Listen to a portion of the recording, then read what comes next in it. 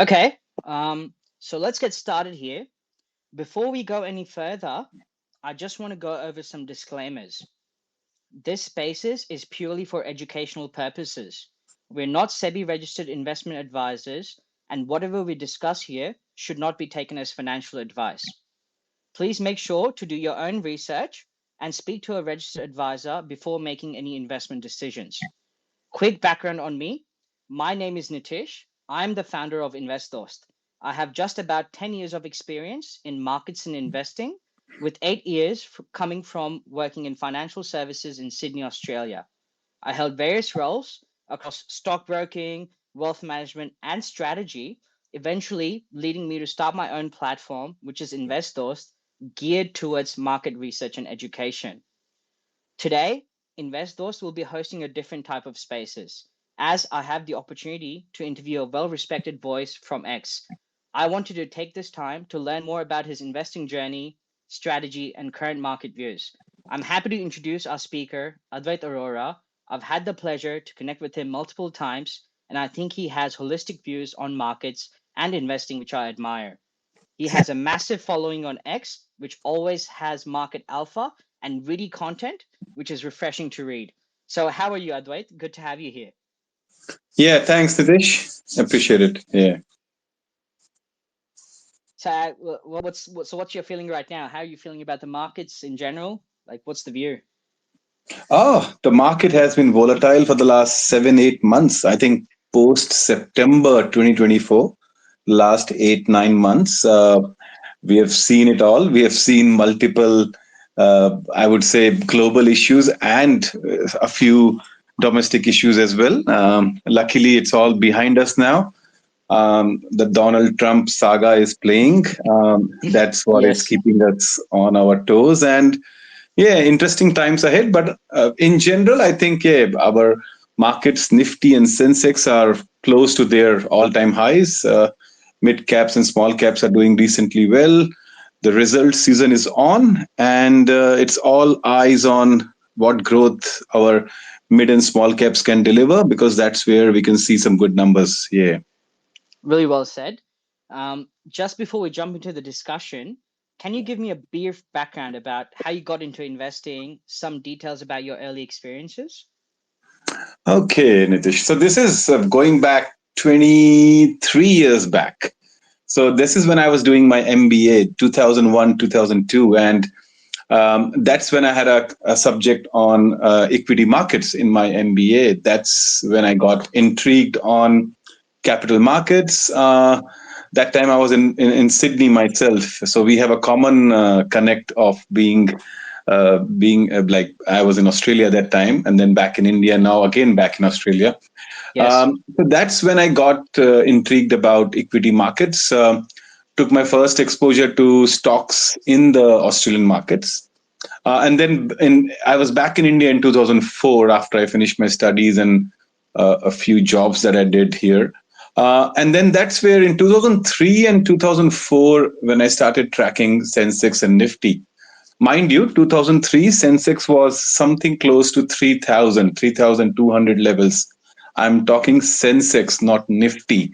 Wow. So, so it's 25x, 27x in the last Wow. 22 years. Mind you, Nitish, I didn't come from a finance background. I was a science graduate. I did my MBA in marketing. And I got into the markets just with curiosity on, okay, markets where you can make money if you invest in companies that are doing well. Very basic knowledge. The idea was that reading books on investing, and I was a big fan of Robert Kiyosaki, Rich Dad Poor Dad, which was one of the earlier books I read. This is interesting. A lot of people think that Robert Kiyosaki and Rich Dad Poor Dad is a new book. It's like the book has been relaunched at least half a dozen times. Mate, he It was was a rock star at that time. oh yeah, in the late 90s, Robert Kiyosaki is a Yes. veteran guru from the late 90s, but luckily he's still very popular. Yeah, so that's what my idea about money, what Robert Kiyosaki, the cash flow quadrant, and all those concepts that I first learned in the late 90s and into early 2000. And obviously, India was growing as an economy that time.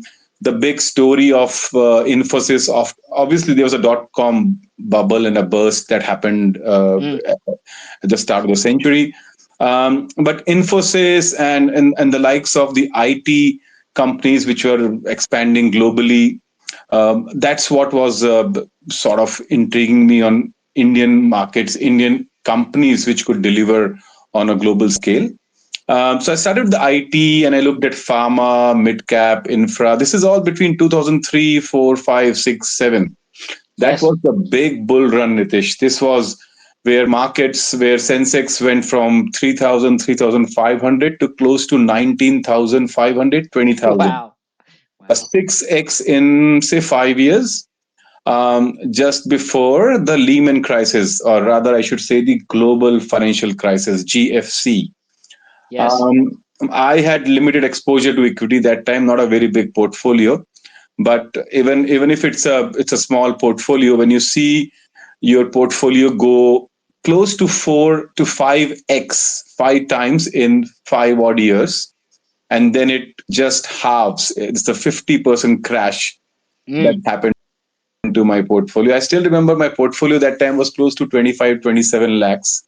And the crash, oh, what lessons I got from there, all the euphoria that I had in my mind, that I thought, wow, what an investor I am. And here's the reality check. You're down 55% from the peak of 2008.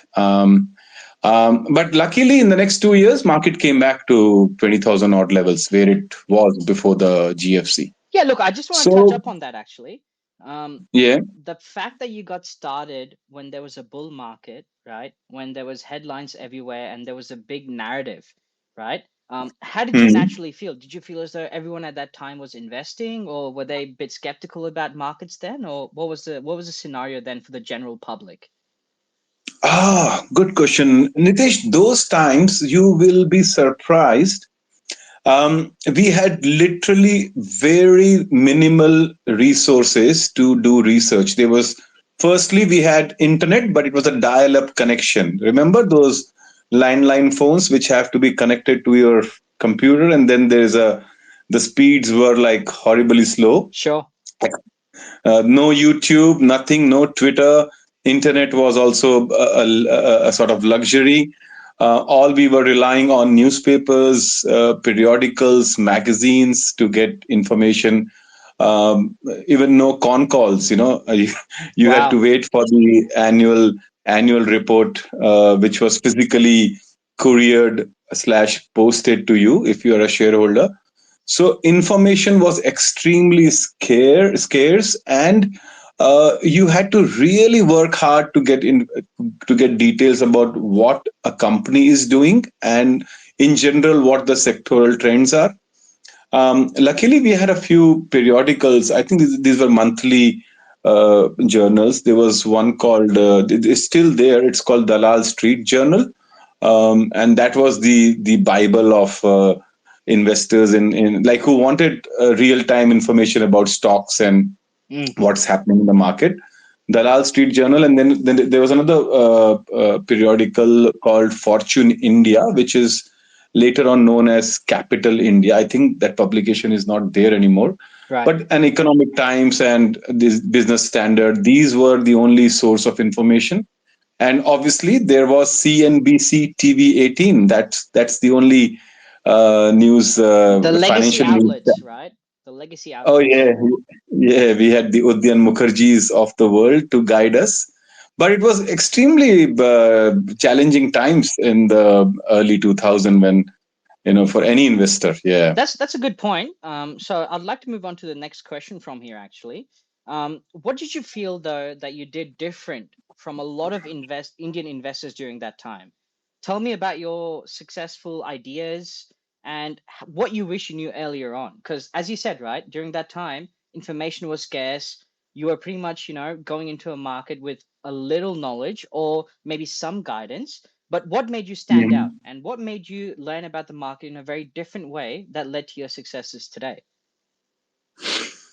Nitish, the first 5 years till the GFC was anything you touch turns into gold. So it was, I thought I was skillful enough to make money in the markets, but it was just because of the great bull run that Mm, everybody could make money, even if you were extremely mediocre or, just a very uninformed investor. Still, you could pick up stocks, and 8 out of 10 stocks would zoom. They would give multifold returns.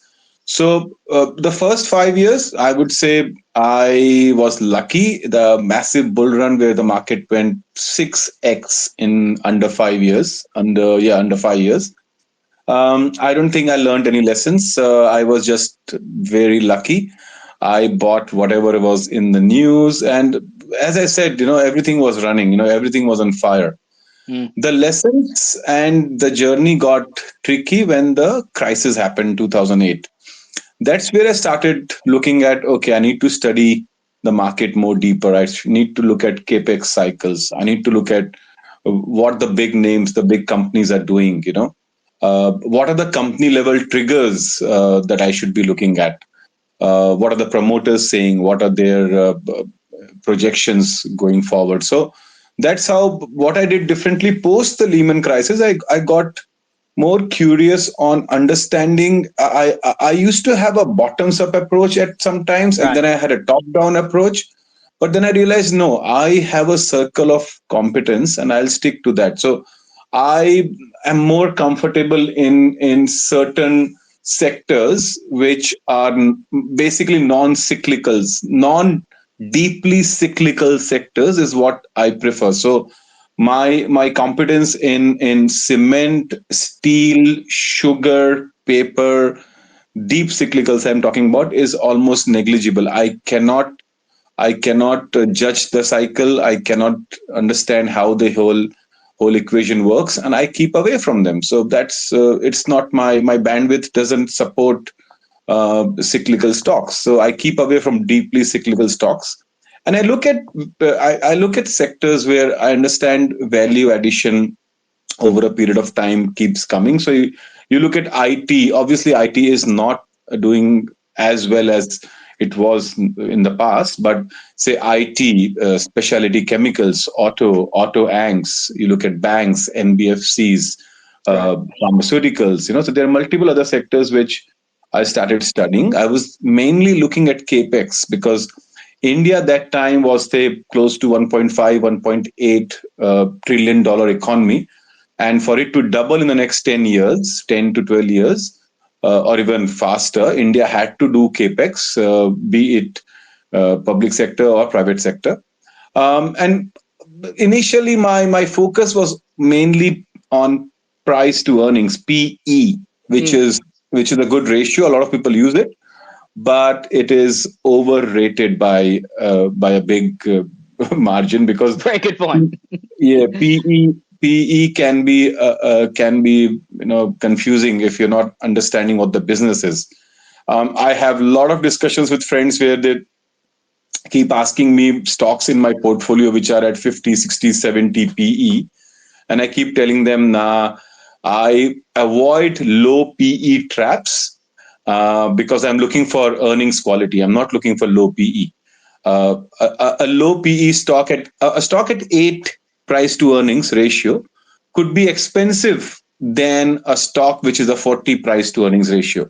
And I can Right. prove it with multiple examples because that's where the concept of PEG comes into picture, Mm, price earnings to growth. And mm, that's one criteria I realized.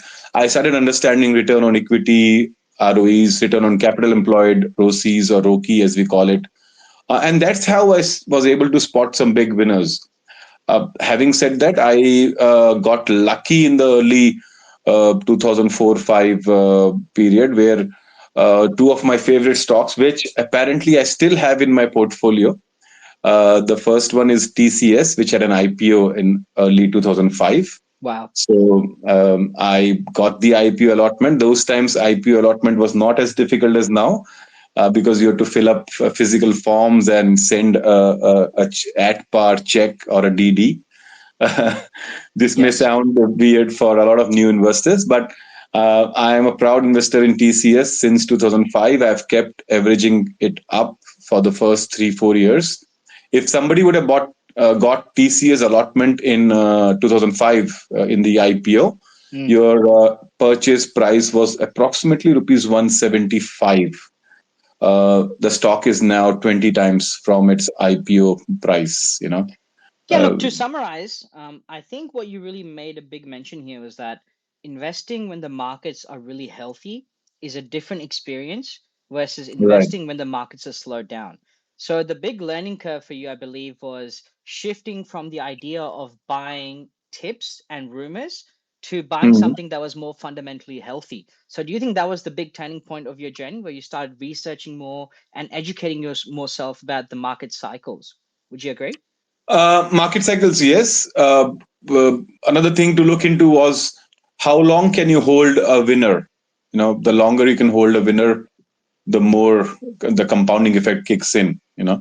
And that you realize only after a period of investing for a period of 3 4 5 7 years. So you got to So have a yeah, sentiment first.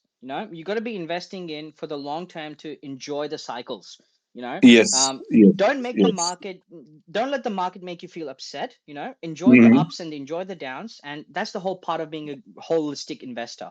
Like, That's you true. see the bull market, you see the opportunities, but in the bear market you also have to be open to see opportunities. um, Exactly.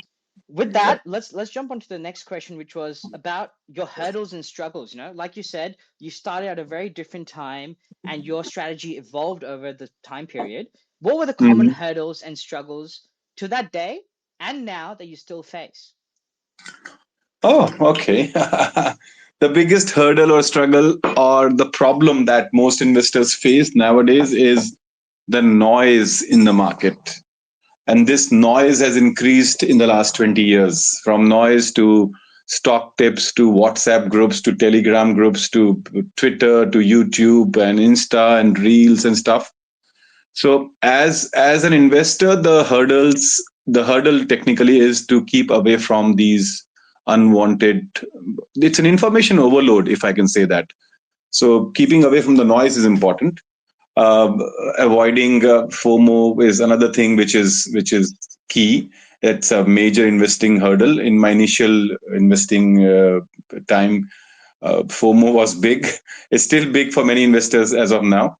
But let me say it straight, my biggest liability in the early years was my overconfidence. My overconfidence because I entered the market in a bull run. Investing between 2003 and 4, major bull run. So your portfolio doubled every 2 years. But when corrections set in, you learn your lessons. Um, I have changed my investment philosophy learning from these mistakes. You asked a good one, that what do you wish you knew earlier? If someone had told me a few things when I was in my mid 30s, or I was saying just after GFC 2009, 10, 11, when I restarted my investing strategies, Yes. what I should have known, first thing, most important, is free cash flow. A lot of investors don't look at this, that profits, it's not that profits, but what's the converting percentage of profit into real cash? In Hindi we say rokda. Rokda kya hai? And it's a perfect example is Infosys. The giant Infosys have a free cash flow margin of 25%, over 25%. Wow. So look at why Infosys was a massive, great wealth creator, because of free cash flows. That's right. So that was cash flow. I understood it too late. I wish I knew that before. And then obviously IPO. Before I go to IPOs, which was another learning curve, return on capital employed. As I said, PE is overrated. I also feel that revenue growth is overrated too. Top line, top line sales revenues. You pick a lot of companies chase it, but where's your capital efficiency? Bottom line में नहीं आया तो क्या फायदा? You're doing massive sales, but you end up making like 2% operating profit margins, and there's hardly any bottom line. Then what's the fun? So that's Mm. another thing. Return on capital employed is much better than the jump in sales slash revenues.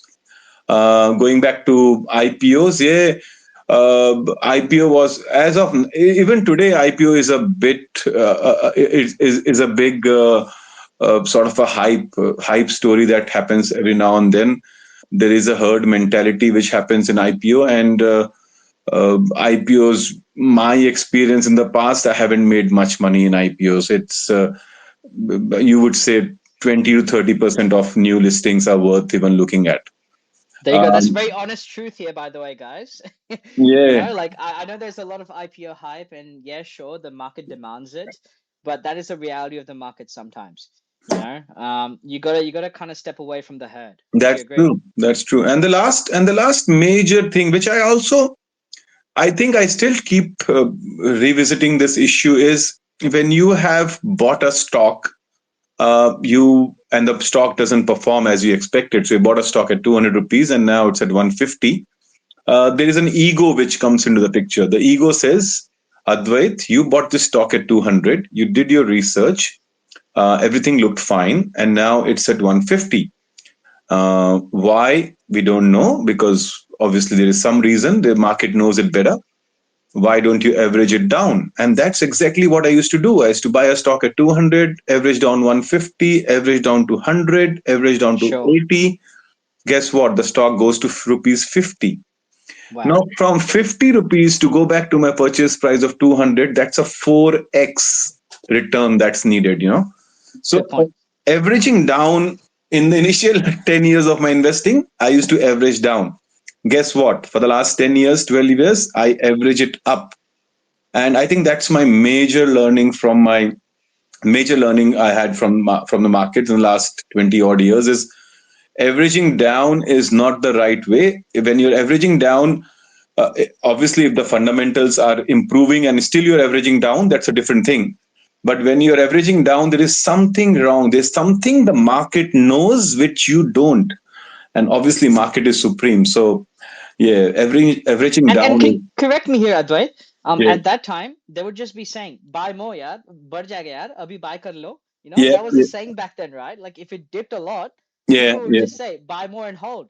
Oh, Um, there are numerous examples of this, Nitish. The likes of Unitech, the likes of Suzlon, the Karuturi Globals, the JP Associates, the Syntexes, multiple examples. Yeah.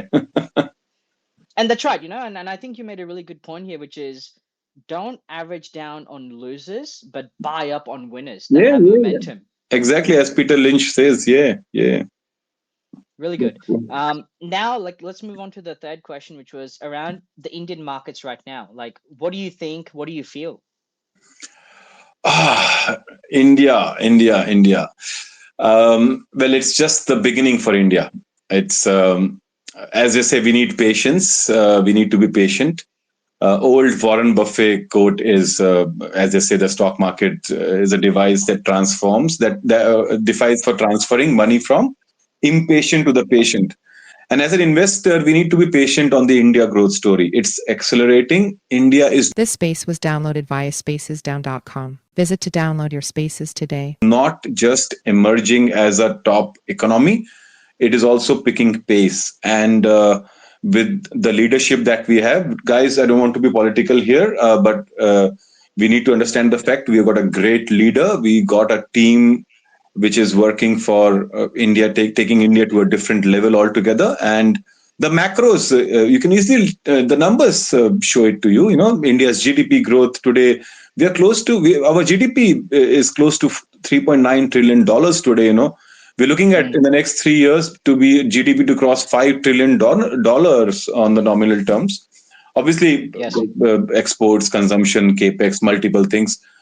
Fiscal deficit is coming down. I think it's close to 5%. We are aiming for under 5% next year. Look at GST. So India, we can't ignore India. Look at forex reserves. I can keep talking. I can do a spaces session on just why you should be investing in India. Beautiful. Inflation. Look, inflation is at a 6-year low, Nitish. 6-year low CPI inflation. When inflation in the US is close to 4 point something, and same in Australia and most of Europe. We are looking at an emerging, fast-growing economy with CPI inflation under 3.5%. Yes. So, and the new wave is the financialization wave, the retail participation that picks up. Uh, when I was in my mid 20s, when I started investing, nobody knew about SIPs, mutual funds. You will be surprised, Nitish. Mutual funds to invest, हमको form भरना पड़ता था एक. We used to write a 2-page form, fill it up, attach a check at par check to it, and then go to the mutual fund agency and deposit that, and then you'll get a letter that you got this number of units after a few days. Such a tedious process. Wow. No wonder SIP, mutual fund investing itself was difficult. SIP तो बहुत बहुत अलग process था. And look at now, mutual fund SIP. We are having more than 20,000 crore rupees per month in SIPs. Yes. What this is in a month, this was like this is more than 3 times what it was 7-8 years back. The participation has just increased dramatically. Great, amazingly. Yeah. Retail shareholding, this is another figure which I came across. Retail shareholding in NSE 500 stocks is close to 7.6% today. Yes. And 10 years back, it was under 4%. So it's almost doubled. Yeah. So there are multiple such examples. India is going through this phase where this is where optimism and acceleration, we are in that phase now. And hopefully with the next story, Nitish, is all capex. Government-led capex is really big. If private capex kicks in, well, I'm telling you, India is gonna be not accelerating. India will be on the 6th gear. Yeah. You look and touching up on that, right? Like, as you explained, one of your biggest hurdles or the struggle was navigating the noise. There's more noise in the market than ever now. Would you agree? Absolutely. So it's just about having that community, having that platform, having that bandwidth where you can research and also learn. That is what's going to take Indian investors on par with Western investors. And I really like what you told me is like, hey, I started investing in a bull market, and a lot of Indian retail investors themselves started investing early 2020, maybe when the COVID hit. That's when the market got its first rhythm. At that time, market was very different. You could buy, you could throw a dart on a board and it would probably pump. Right. Now is the message of quality over quantity. Again, just touching up on the whole retail investor side, I want to jump onto the question, which is, what do you think, based on your experience as an influencer and a well-respected voice, what is the common investor struggles that you hear about? Is it around lack of patience, or is it lack of conviction? What would you say? Honestly, the average Indian retail investor, I would say, they don't lose money because of low IQ or lack of intelligence. It's because of there's too much activity, there's too much of noise, there's too much of action going on. They're not researching enough, they're not preparing themselves for a long journey. Trading, ज़्यादा trading करनी है, and I was reading somewhere, trading ज़्यादा करनी है और reading कम करनी है. You need to really understand how the market works. Definitely. You are buying a very simple thing. You're buying a stock. You're buying the stock, not the business, right? Yes. That's where the issue starts. Basically, you're buying the business, not the stock. But उल्टा चल रहा है हमारे यहाँ पे बोलते हैं हम stock ले रहे हैं. Business क्या करता है? Nobody knows. XYZ company. किसी ने बोला this is 300 rupees stock. There's a tip. It will be 500 in 6 months or 3 months. That's it. And another important retail error: low price stocks. Nitish, I'll tell you, low price stocks. I used to do the same mistake. A 50 rupee stock, a 70 rupee stock. Oh wow! I used to think in those times, early days, that a 50 rupee stock can easily become a 100 rupee stock. It's called numerical bias. Is that right? Numerical bias, exactly. Yes. But my friend, a 50 rupee stock without fundamentals becomes zero. And a 600 rupee stock or an Eicher Motors at 3,000 becomes 35,000, or a TCS at 800 becomes 3,000, So there's price is not equal to value. Low price stocks thinking they are cheap is a big bias that retail investors have. The multiple examples of Suzlon, Reliance Power, JP Associates. I can go on and on. Yes Bank in the recent terms, DHFL. They were all falling knives, penny stocks. So investors need to understand the basic financials. Read Uh, between the lines, like you said, Read between, FCF, um, yeah, free that's cash flow. reading between the lines. So investors need to Hmm. have that angle where they can research more, they're more educated, and finally they Yeah. have the source of information that tells you all of this. Yeah. And keep away from the hype of multi-bagger calls. 10x, ये stock 10x हो जाएगा. If I, if I on Twitter or Insta or YouTube can tell you a stock that can go 10x, why don't I sell my property, my house, my gold, my everything and buy that stock?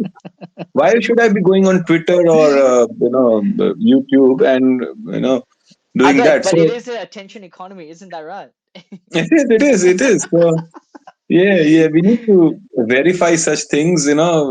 Not every 5 rupee stock becomes the next Tesla. I read this quote a few days back.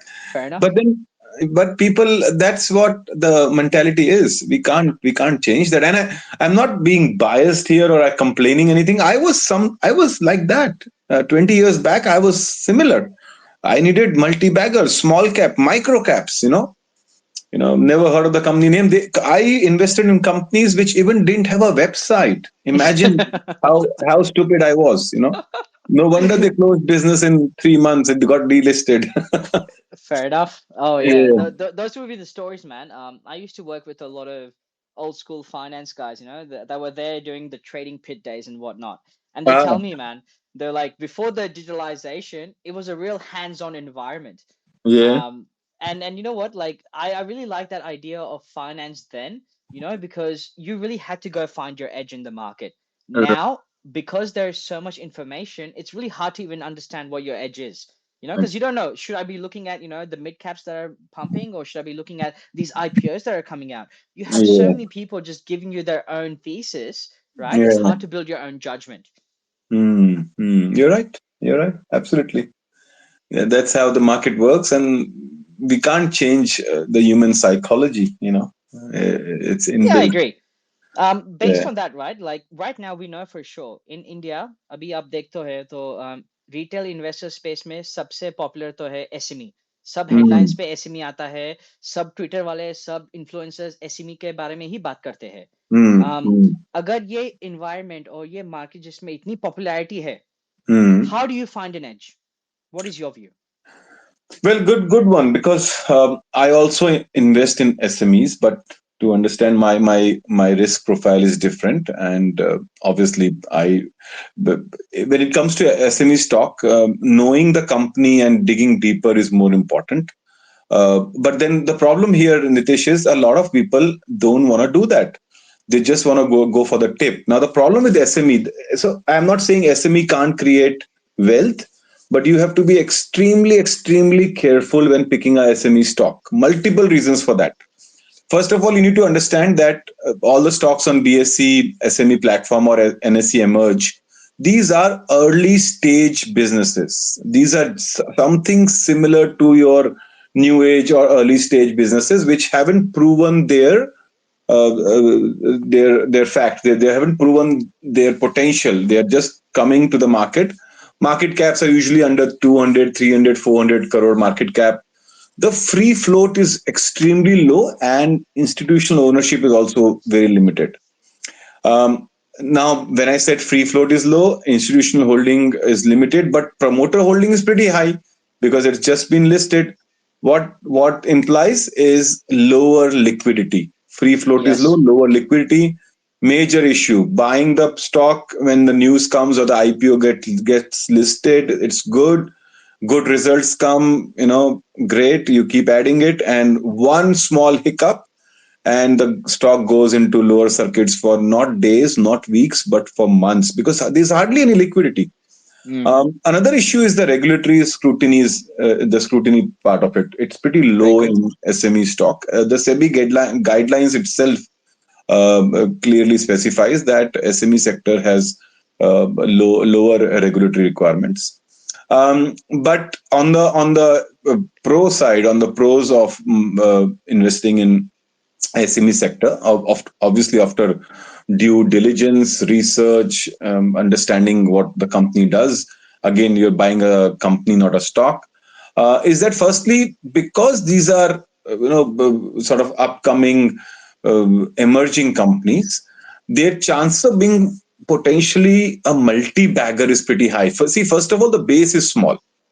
Secondly, the growth earnings will be again strong because now they got more funding, they got some capex happening, they got some acquisitions happening. They're hungry to grow. The momentum is back. Momentum is there, and then that's where extremely big, or I would say explosive, re-rating of PE happens.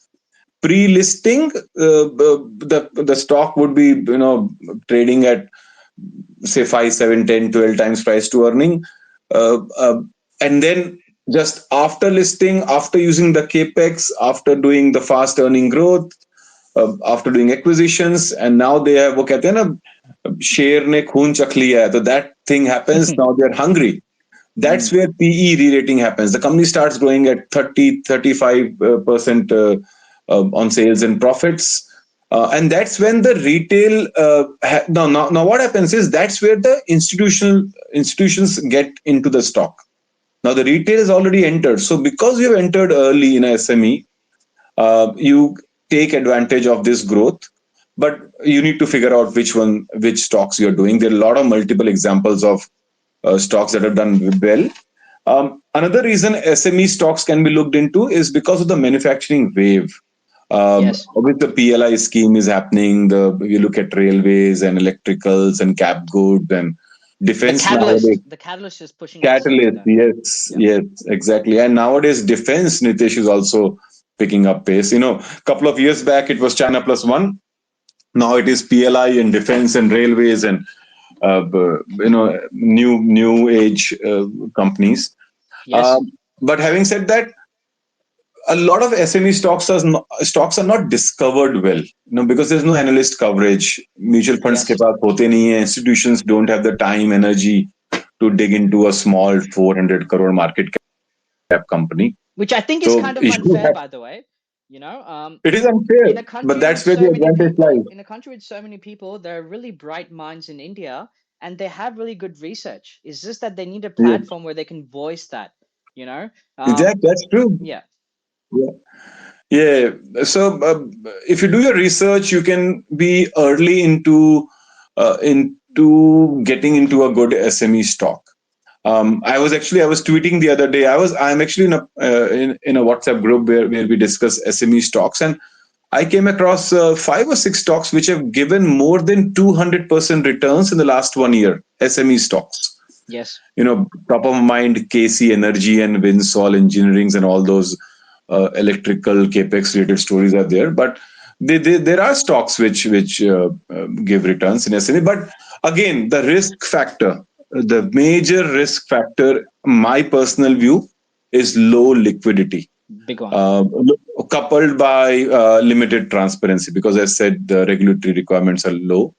So if one can manage this and a bit of the froth in the IPOs, I think 2 out of 10 SME IPOs would be worth looking into. As I said, in the main board as well, maybe 3 or 4 out of 10 is worth looking at.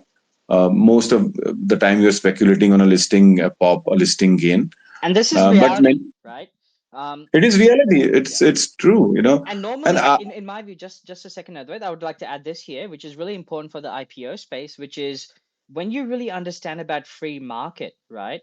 A stock needs to go public first. Look at the demand, look at the selling pressure. Then you probably have an idea what this business performance can do in the long term.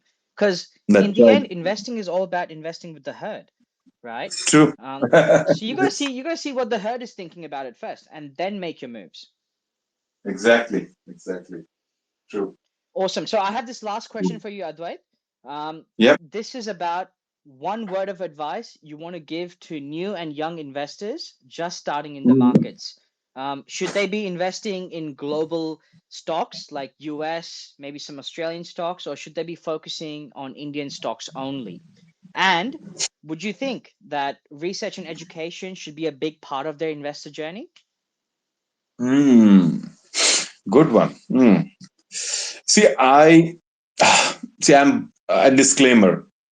I have close to 90% of my investments in Indian equities. Uh, I do have a small exposure to the US markets and to the emerging markets of the world, and obviously to other asset class like gold. But having said that, if your first bet is, are you there, Nitish? Yes, I can hear you. Yeah, sorry, I thought you tongued off. Yeah, so if your first bet is on the US markets or a world ETF or a Chinese recovery, then you are playing someone else's game. You should look at what you wanna. Where's your conviction? As a young investor today in 2025, your major bet, your first bet should be India. India deserves to be, your core capital should be investing in India and Indian stocks. As I mentioned a few minutes back, India economy is growing. GDP, what it was last year, 3.9 trillion. It will be 5 trillion in next 2 years. We'll be the top three GDP companies. Manufacturing is picking up, financialization. So looking at why would you bet on any foreign country when you in India in itself is hitting its stride, it's got its potential going. So for the new investor, advice is if you look at global versus domestic is the way. Take it with a pinch of salt that because I am biased, because I'm invested in India, but you can do your own research. Why India? Multiple reasons. As I said, we can do a Twitter spaces on why India. We need More two than series on 55. that one, mates. Yeah. Yeah, and I speak to my friends overseas in the US, Canada, in UK, in Germany, and other parts of the world. My classmates and my friends and cousins, and I keep telling them the same thing. Now global. Having said that, global exposure is still useful. If you have 5, 7, 10% exposure to US stocks, when I say US stocks, I would uh, go at Nasdaq, but because that's where the top Yes. 7, 8 Nasdaq companies are creating great returns. They are Beautiful. creating wealth, because they're extremely innovative. And the reach, the addressable market is so huge. We are doing this con call on a platform called Twitter. Yes, Um, Again, understand it's all technology. So that's right. US tech stocks, Nasdaq and tech. Scalability. Absolutely. We all of us are using WhatsApp and Google and Instagram and Twitter. So these are all technologies we are using. So 5 or 10% or even 15% to US tech stocks slash Nasdaq, or even the energy focused ETFs, which I'm very bullish on now. And then apart from that, the edge lies in India, and reminds me of a very important, very good quote from Peter Lynch. Invest in what you know, and I know India. Yes. So that's why I invest in what I know and I understand better. So that's India. And uh, as a new investor, if you can't do stocks directly, start doing SIPs in small caps, also in mid caps and large caps, and you can do direct equity only after a few years of exposure to the market because it takes a lot of time, effort, and energy. And last couple of words would be FOMO se dur raho. Paisa banega, but you will get rich in the long term, but there's no get rich quick scheme. FNO, futures and options, completely stay away. Don't leverage. Don't run after hyped IPOs, and definitely keep away from noise from the telegrams and the WhatsApps and the YouTube gurus that are there. Big one. Yeah, that's what my 2 cents would be. Yeah, look, Advait, I really agree. And I think this conversation has been really beneficial. Just touching up on that, right? How to Yeah. navigate noise. This is where I really want to talk about InvestDost as a platform. All right. You guys can sign up for our waitlist right away. We're a platform geared towards market education and research. So the ideas we're talking about and the research we're trying to promote is going to be wide scale, right? अभी देखोगे तो invest दोस्त Indian equities cover कर सकता है, international equities करेगा और crypto currencies भी करेगा, बिकॉज द रीजन इज हमको इन्वेस्टर्स को ऐसा होलिस्टिक व्यू देना है मार्केट का, क्योंकि compare to rest of the retail investors in the world, Indian investors still lack the proper tools. So everyone here that's listening and that's enjoyed the spaces so far, check out our website, and if you like spaces like this where we talk about the ideas of real investors and real experiences, I want you guys to learn more about this, because this is the real truth, Advait. Would you agree? Yeah, yeah, absolutely. Since you touched on this, investors, if you can elaborate more on how this platform would be benefiting investors. Yeah, sure. So the number one thing that I realized from my experience in the markets is that research and education is scattered. अभी देखते हो Twitter पे आपको थोड़े threads मिलेंगे, YouTube पे videos रहेंगे, Instagram पे शॉर्ट रील्स रहेंगे.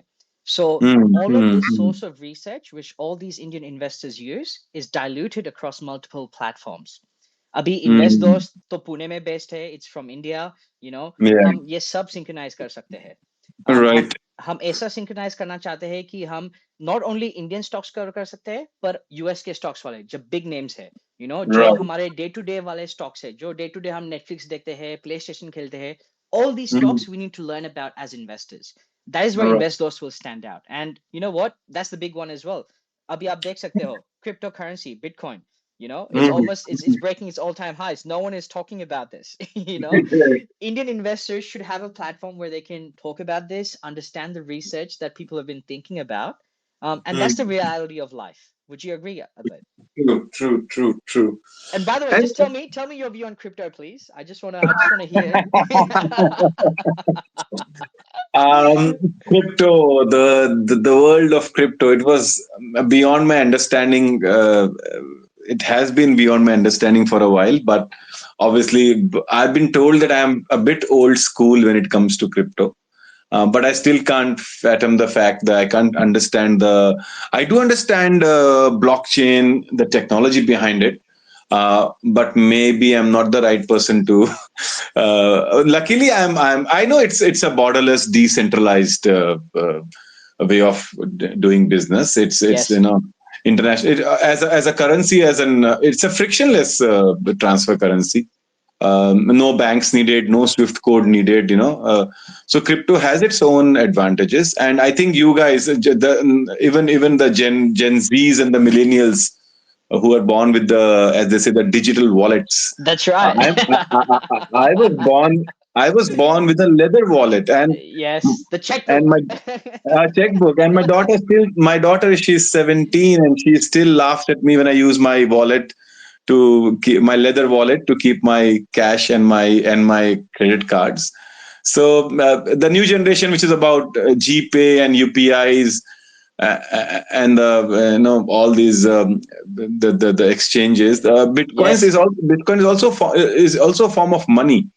And there's one thing which I think is an advantage to Bitcoin is the trust general people have in banks, in the financial system, that is falling, especially the new generation. And that trust in technology is rising, and that's where Good crypto point. gets its. And once crypto gets legitimate in most of the world, which I think will take time, and especially in India, it will take time. India and China, I do understand China for some reason is extremely against crypto. Maybe because crypto has its base in the US, I don't know. But if crypto doesn't kill central currencies, then it is something to be looked at. But if crypto ends up killing or destroying the central sovereign currencies, then that's a big question mark for me. That's what gets me a bit confused. I'm a bit uneasy with that concept. So yeah, Only that's me. time will tell. Yeah, we could have a spaces in the next 2 years when when Bitcoin would be 3x, 5x from here, and Lovely. I would still be unsure of it. Yeah, but I'll be pushing you, mate. I'll be pushing you. Fair enough. Fair enough. Okay, you know what? I think we should wrap it up here. We're just under an hour. I All think right. we've discussed some really good points. Advait, Yeah. thank you so much for your time. I really appreciate it. Great. There's a lot that I could learn. I was laughing myself as well. Great. And everyone that's joined as well, please check out Advait's profile and Investor's website and sign up to the wait list. We'll catch you guys soon. Good night. Great. Thanks, Nitish. Good night.